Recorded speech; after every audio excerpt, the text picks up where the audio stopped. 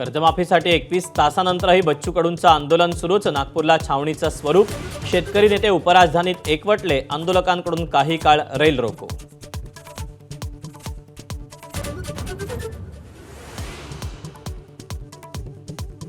चर्चेसाठी सरकारनं नागपूरला यावं. बच्चू कडू ठाम, तर चर्चेतून मार्ग निघतो. आम्ही चर्चेला तयार. मुख्यमंत्र्यांची भूमिका. 4 वाजता पंकज भोयर आणि आशिष जयस्वाल कडूंची भेट घेणार.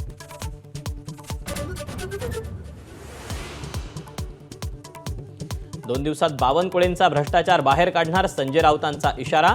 बावनकुळेंची संपत्ती विकली तरी कर्जमाफी होईल. राऊतांचा टोला. तर उद्याच येऊन संपत्ती घेऊन जा. बावनकुळेंचं प्रत्युत्तर.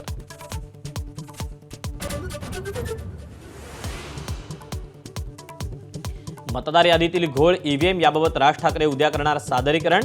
लाव रे तो व्हिडिओ म्हणत राज ठाकरे करणार आयोगाची पोलखोल.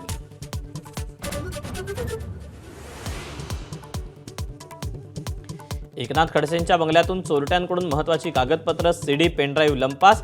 सीडी चोरण्यामागे उद्देश काय? खडसेंचा सवाल.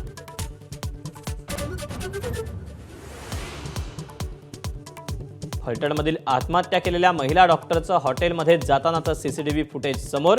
याच हॉटेलमध्ये महिला डॉक्टरनं आत्महत्या केली.